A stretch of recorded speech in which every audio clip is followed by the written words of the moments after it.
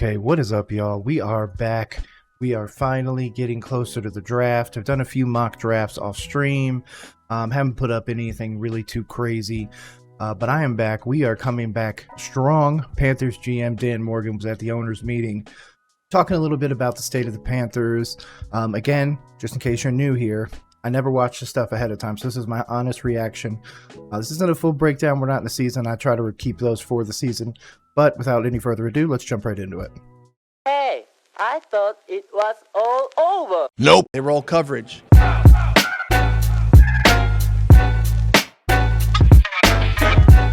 Thanks, Dan, for taking some time. If you all would, please raise your hand for questions. The floor is open. Let's go to Phil Orban to start. Hey, Dan. It feels like you guys kind of went to this off season with a plan. Obviously, I'm just wondering, looking back on the past few weeks, how close to that plan did you end up? Okay, personally, I don't understand what the plan was. I've made my opinions very known. I think that we downgraded in a lot of places. I think Deontay Johnson is an upgrade. Yes, was I upset about the $100 million on Robert Hunt? Sure. But to be honest, what we paid and what we're actually paying every year for him isn't too bad. But I think Brant Tillis really cooked with that. I'm obviously happy we pick up Jadeveon Clowney. I would love to sign Gilly Lock. But there's just some things. Like, we're not going to be a fringe playoff team. If we are, then that's great. And that means that Bryce really stepped into it. And you know what? Just like I put on my Twitter profile, I will eat a literal crow if he wins a Super Bowl. But I don't know what the thought process is with where we went with everything. So I really need to hear it from Dan here. Again, I'm not being pessimistic about it. I just need to see it first. That's it. That's all I'm saying. Just let me see it on the field. Let me see it executed in a win in week 1, and I'm sold. But I need to see it first. Yeah, what's up, Phil? I think I feel good about our execution. Our alignment and our plan in the building. I thought it was really good, the communication and, just between myself, the defensive staff and the offensive staff, just kind of being on the same page with what we want from a player perspective. And then, having that plan and then myself along with Brant attacking that plan and executing. So feel really good about it. So to be honest, I feel like that didn't really answer the question. He's just basically using flowery language to just be like, man, we went out and everybody got who they wanted. But to be honest, we really didn't. We missed out on a lot of players. We weren't willing to spend in certain places where we were willing to spend in other places. It looks like Evero's going to get the availability of, I wouldn't say great pass rush or anything like that, but he's going to have a depth of pass rush, which I think will help. You'll have a lot more fresher guys. A lot of people have been talking about this Jadeveon Clowney thing, him versus Burns. I'm not even going to get into that discussion. He played like 300 less snaps than Brian Burns, so we're just not even going to get into that. Again, he is a net positive, sure, because we had already gotten rid of Burns at that point. If you're telling me it was a trade Burns for Clowney, we lost. But regardless, again, I'm going to keep that out. Burns is gone. It doesn't matter. We have Clowney now. I'm happy. I'm excited for what's going to go moving forwards. But again, I need to see it. Because this flowery language is exactly what we got last year when we were told that we had a top 10 offensive line and had great weapons and a quarterback away. So, Now let's go to David Newton, followed by Joe Person. And Dan, how you doing down there? I What's up, want to David? ask you why trade Burns? Who initiated the talk with the Giants, and what was the market for him? Yeah, those are always, difficult conversations and decisions that you have to make from the seat that I'm in. We love Brian, the player he is, the person he is, but sometimes you got to make tough decisions. And I'm going to let him finish. I'm not going to cut him off. I'm sorry. salary cap along with draft capital that we got, we felt like it was, time to, pull the trigger and make a move. We felt like the timing was right. And those are always tough decisions, but, we had to make it, and, we feel okay about it. And I want to follow a couple. Where do you guys stand with Clowney right now? Yeah, we're still talking. Okay, so obviously this is, I think, the morning of or the day before we signed Clowney. So obviously I've been talking about Clowney this whole time. It's not technically signed at this time, but they do end up getting that deal done. 2 years, 20 million, 24 total, I think, with incentive. So it's an interesting one, especially since he's in his 30s. But we're still trying to build our roster out and make our roster the best that it can be. So all players, we're talking not only to, some of Clowney's people, but, we're talking to some other people too, and trying to make this roster the, most competitive roster in the NFL. And last on this list, where does real quick, he wants to say competitive, and I understand it. We all want to win a Super Bowl. Again, that's why I put out my tweet. I'm going to make sure it stays pinned on my Twitter. If Bryce Young ever wins a Super Bowl as a starting quarterback where he plays the majority of the games, like he does an Aaron Rodgers out, four plays into the season or something, something like that, I will eat a literal crow live on stream. Okay, that's how much I'm willing to stick by what I'm saying. But I just don't know if we're even going to be able to compete for our division, let alone compete for a playoff position. I do believe it will be between Atlanta and the Bucs. We are going to play some interesting teams this year. In fact, this year we are playing the Chicago Bears. So if Caleb Williams comes into town and shreds us up too, I mean, there's some interesting thing that the Bears might actually be in the playoffs for the first time in a long time. And if that's the case and the Panthers are still not after 2 years of Bryce Young, then it's going to start getting ugly in the fan base more than it has been, to be honest with you. So I feel like, yes, we can compete, but we're competing to win a division. And to be honest, we're competing for second place.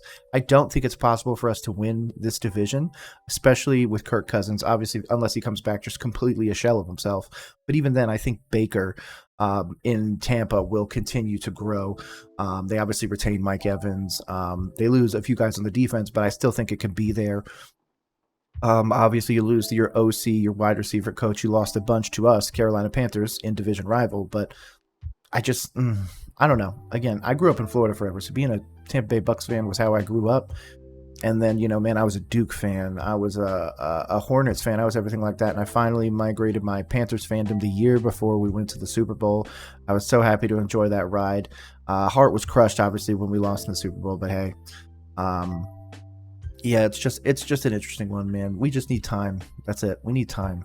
edge rushers stand on your kind of priority list right now of big needs that remain there on the roster?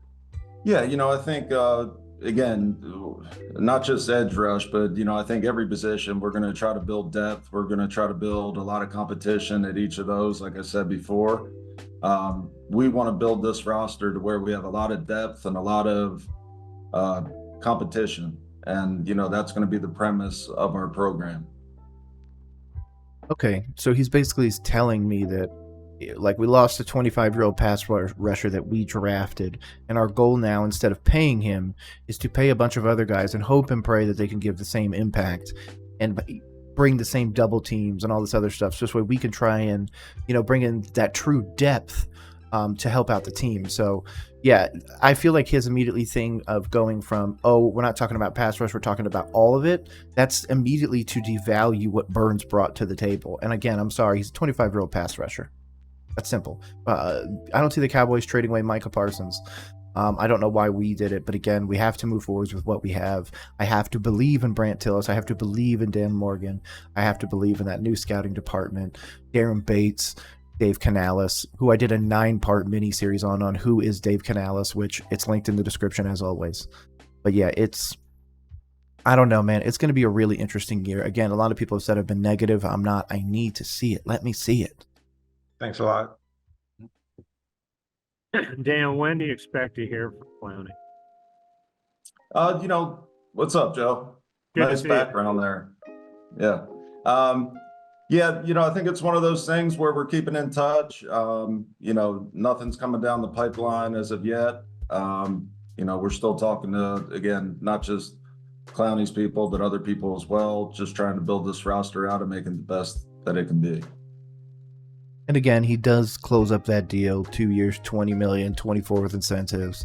I think it's a good pickup. I mean, with what we had before we had him versus adding him now, it's an upgrade. Simple as that. And Dan, on the Deontay Johnson trade, he comes with a history of kind of some fighting with teammates and yelling at coaches and some effort issues. How much of that did you weigh against just the fact that y'all, like you have said at the combine, needed some more playmakers? Yeah, we talk to people. It's a small league. We know people in the league, and we did our research. We're thorough in everything that we do. We felt really good about Deontay and what he would bring to our team, not just from a playing standpoint, but as a person as well. So we're really excited about him. And again, I can't push back against that. Deontay Johnson, for the compensation we gave up for him, was absolutely worth it. Now, what do we have to pay him long term when he gets a deal? That's something completely separate. Do I think he's a $20 million wide receiver? Absolutely not. But if that's what the market is, we're going to have to make that decision. Yeah, I can't be mad at that. I can't. I'm sorry. Last year we were betting on a 33-year-old wide receiver to be our wide receiver number 1. So. Y'all released Hayden Hurst, haven't picked up a tight end yet. Is that something you might end up waiting to the draft to do? Tommy Tremble, he's one of those guys that we hold in high regard. The way that he developed last year and the way that we feel like he's coming along, we're really excited about that. Along with Ian Thomas, Ian's a reliable veteran that can block. He's one of the better blocking Ys at the point of attack. And then Stephon Sullivan, another guy that we're, excited about. So it's not like we don't have tight ends, because we are excited about our guys. But again, we're always going to be looking to fill our roster out and draft or sign good football players. I'm sorry, man. If you're betting on Tommy Tremble and Ian Thomas to be our tight ends, you're saying that we're adding on essentially another blocking lineman or a blocking lineman, because I'm sorry, he's not going to be this Sam Laporta 1,000 receptions, or I'm sorry, 80 receptions, 1,000+ yards. Like, that's not who they're going to be. So I don't understand this. If they're there strictly for blocking, great. But that doesn't even mean that they're going to be in the top 20 as tight ends. Like, when it comes to, one, we're going to go to fantasy value, which I know doesn't really translate over. But even in value that you're going to pay this man, you're not going to give him anything because he doesn't have the measurable numbers to actually garner a higher pay. So you're going to keep him stuck in this, hey man, you're a really great blocker and I'll pay you $1 million, $2 million, $3 million, whatever is the minimum that I can pay you to basically just be a lineman. So I just don't love that. Obviously he's saying we could go get better tight ends, but I feel like the tight end position is one that a young quarterback, especially one like Bryce Young, should have a dynamic tight end, which he doesn't have. All right, let's go to Mike K, followed by Scott Fowler. Hey, Dan. You brought in, obviously, Hunt and Lewis, and then you upgraded swing tackle. What's the plan, at least from the starting lineup standpoint and from a depth standpoint?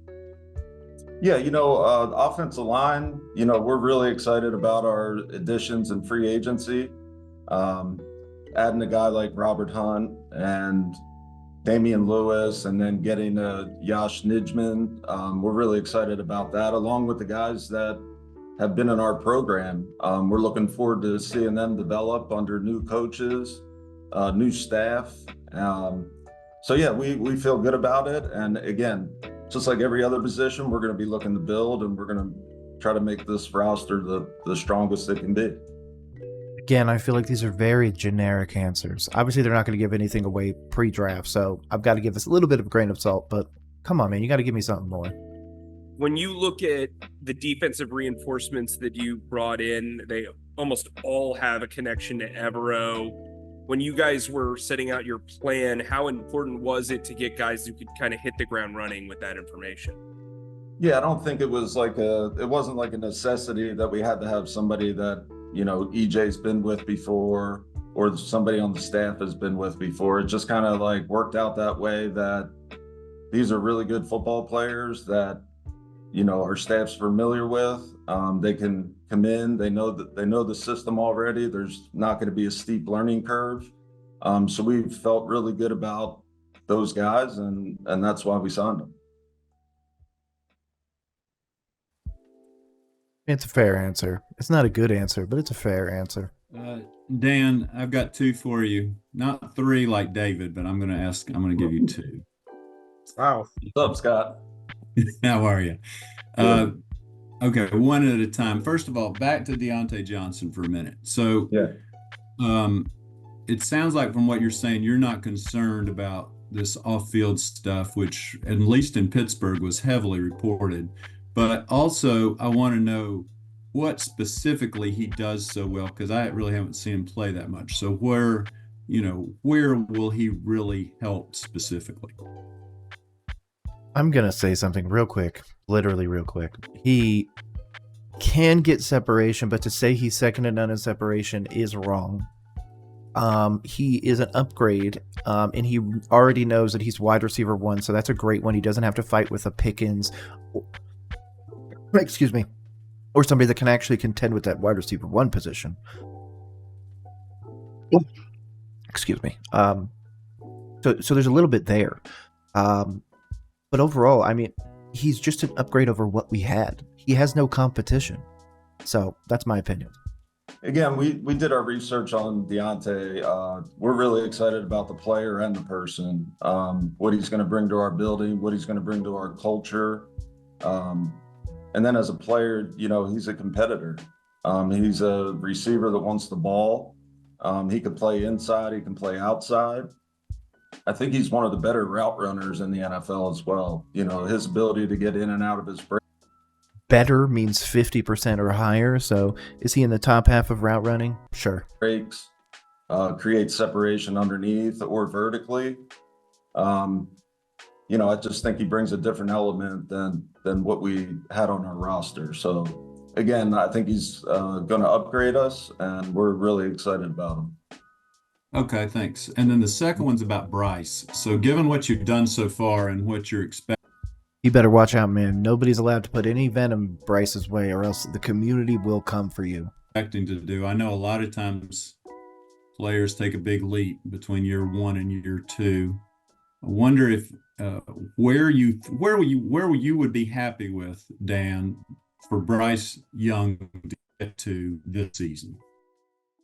This is going to be really easy, and I'm going to make sure to clip this so when people say, "Oh, I didn't put up a fair evaluation on it," he needs to throw 27 touchdowns, less than 5 fumbles, because again, his issue last year was he would get hit behind, balls out. So he needs to limit that. He needs to be under 15 interceptions, because at that point, 27, 15 interceptions, say 3-4 fumbles, you're at 18 total turnovers. That's quite a bit. But it's a good place from where you were at 12 touchdowns or 11 touchdowns and 11 picks. And again, it needs to be north of 3,500 yards. There can't be into this, I got 32-11 or something like that. Like, you need to be contending for 4K, if not breaking 4K, to be honest with you. But since you're with my Carolina Panthers, I have to give you a little bit more slack, so 3,500. So again, 27 touchdowns, a total of 18 or less turnovers, 3,500 yards. Oh, geez, I'm going at 27 touchdowns. Yeah, sorry, I'm all over the place right now, but you know what it is. Yeah, I think we want Bryce Young to be the best version of himself, not try to be anybody else or live up to my expectations or anybody else's expectations, because the Bryce Young that I scouted in college and saw glimpses of last year, I know the type of player he is, but he's not going to do it all by himself. It takes all 11 guys and more to, execute this offense and execute it at a high level, like I know that he can. So it's a team effort. All 3 phases, they all got to play together. It's not just going to be on Bryce. Everybody's got to play together, and that's what team football is about, and that's what we're going to be about. Okay, then 1, I don't want to hear this being, oh my God, Bryce is finally succeeding. If that's the case, no, the team is finally succeeding. It's not Bryce. 2, we need to hold him accountable, because if he isn't the dude this year, are we really going to go into year 3 not thinking about the solution moving forwards? I'm sorry.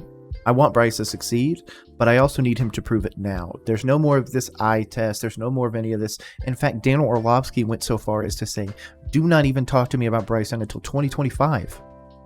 That's how long he thinks it's going to take for Bryce to be able to make an impact in the NFL. And if that's the case, why did we draft him number 1?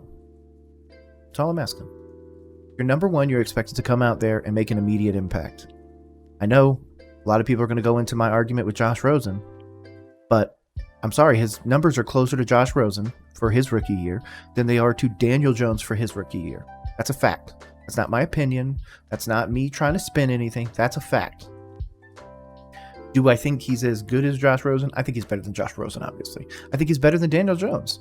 But Daniel Jones was able to come in and have an immediate impact in the NFL, and Bryce is hoping to have an impact in his second year. And we need to, again, I need to see it. Thanks, Dan. Yeah. All right, let's go back to Joe Person and then followed by Phil Orban. Excuse me, Dan. Do you have a decision yet on JC's 5th-year option?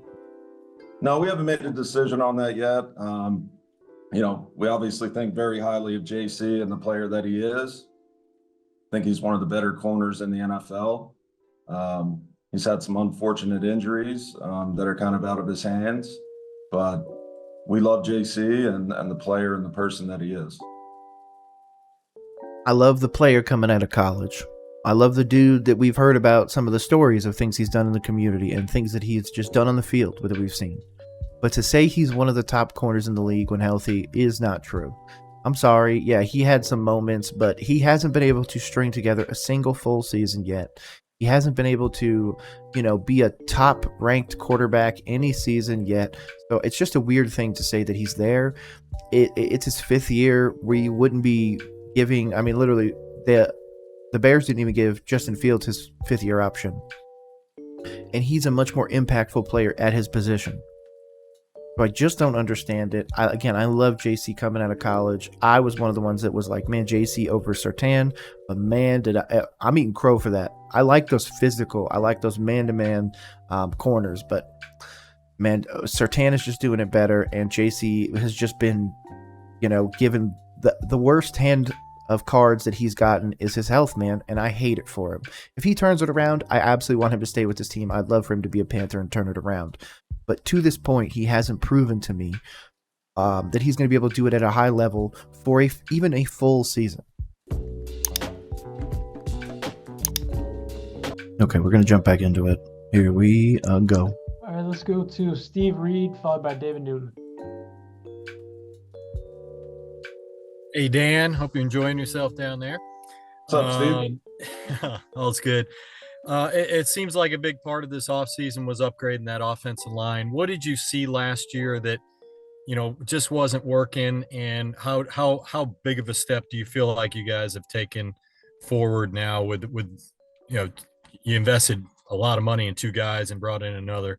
How much do you think you've improved there, and in what areas too? Yeah, I think it's not just about the offensive line, but I also think, bringing in A'Shawn Robinson. Yeah, I think the offensive line upgrades were absolutely needed. A'Shawn Robinson, now Jadeveon Clowney, obviously he's not aware of that in this press conference that he's doing now, but there's been some upgrades for sure. But again, what we lost were upgrades over the people we acquired. In some cases, of course, Deontay Johnson, Robert Hunt, and a few others are true upgrade. But we're going for depth right now, and I just think that's to survive the division, to be honest.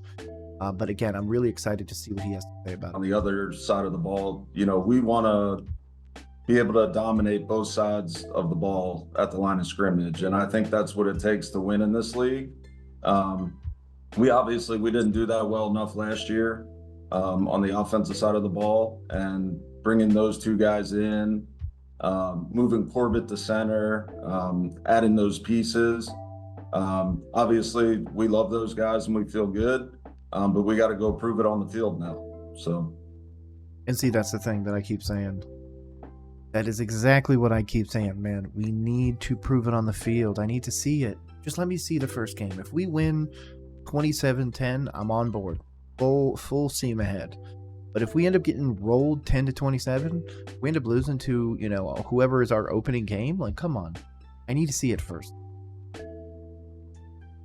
Back to me again, I guess, Dan. I want to ask you your philosophy, and when you went into this plan, it seems, I think I read somewhere where you said you didn't want to give away draft picks and things like that. You want to build through the draft. I know that's been a little different than what it's been the past few years. How is your plan different from what this plan's been here for the last few years trying to build a team? Yeah, I'm not gonna, compare myself to what's happened in the past. I can just tell you how it's gonna be moving forward. Moving forward, we are gonna build this thing through the draft.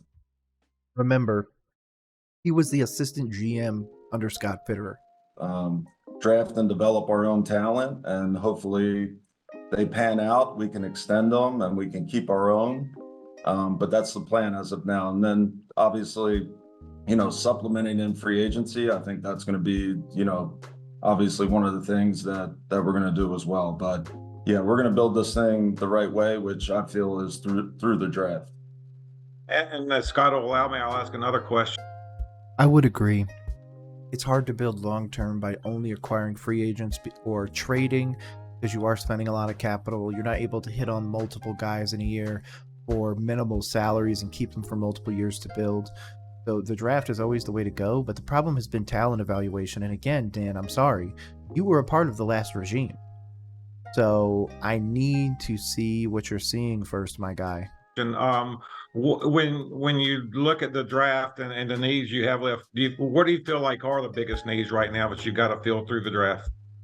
Well, obviously I'm not. Edge, wide receiver, offensive line.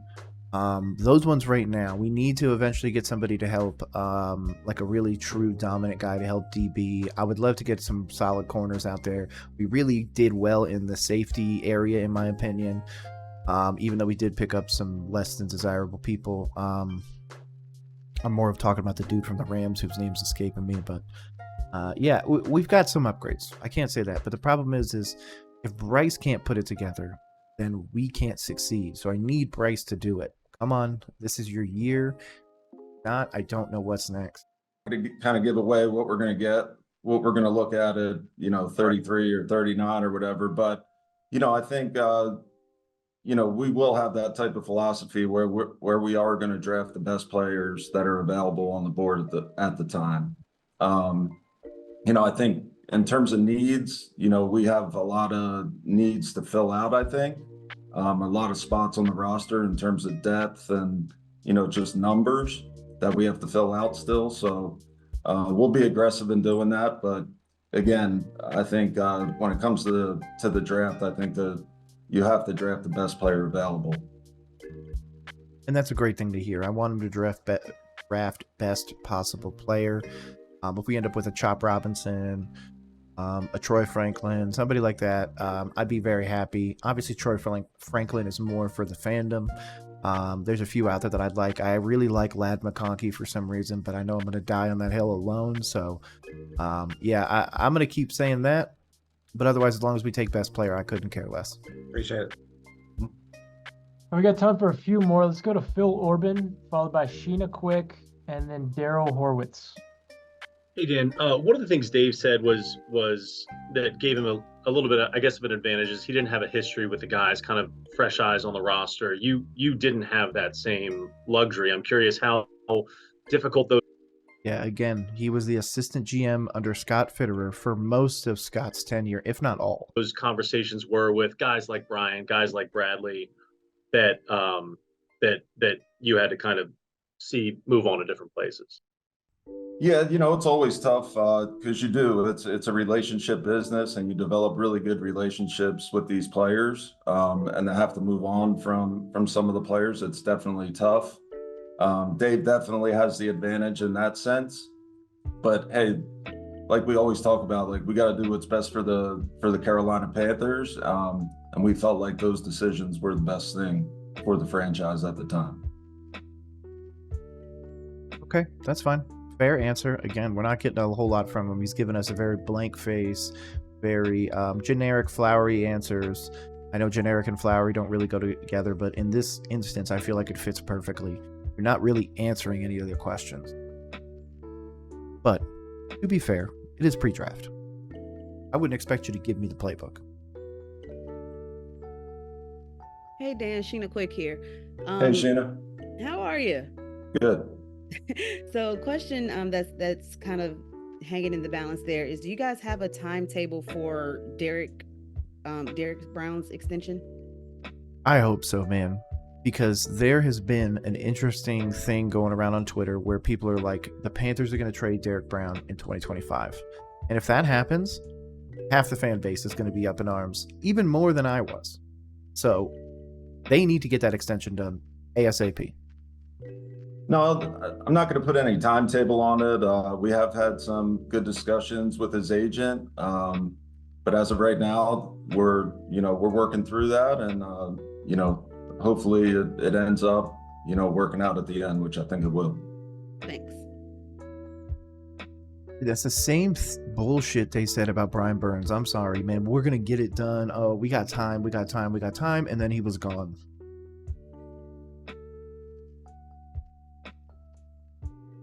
You're on mute. Shout out to Dan for calling that out. You've done a lot of work to help Bryce Young last year. He was running for his life all the time, so you've helped with the offensive line and some help around him and all. But I mean, part of the situation is, I know it was talked about when he was drafted. I actually asked a question about how his size was an advantage for him. But what can you guys do, you think, to help get him more lanes or more passing lanes to be able to see better, to be able to maneuver behind center and make some progress passing the ball this year? Yeah, I mean, I think, the scheme stuff is obviously up to Coach McCandless, and I think he'll do a great job at that. I think bringing the guards in and moving Corbett to center, I think it obviously builds a wall up front that hopefully Bryce can step up and, have some clear throwing lanes. So I'm optimistic about that. I'm excited about that. Scheme along with some new personnel, and we'll continue adding pieces that Bryce will keep developing and turn out to be who we know he is. Interesting. I'm going to take this ending part to go on a little bit of a tangent. Okay. Just you and me now. No more Dan. Dan Morgan just told us he's hoping that the improved offensive line that we spent over $100 million on is going to help with the passing lanes for Bryce Young, and Bryce Young is going to be able to execute Dave Canales' vision. Okay? 1. I fully expect that vision to be full of pistol and shotgun, which is the same thing that the fan base went after Frank Reich for and said he should be under center more. So watch out for that. If he does go under center, I expect that ball to be out in 2 to 2.5 seconds, period.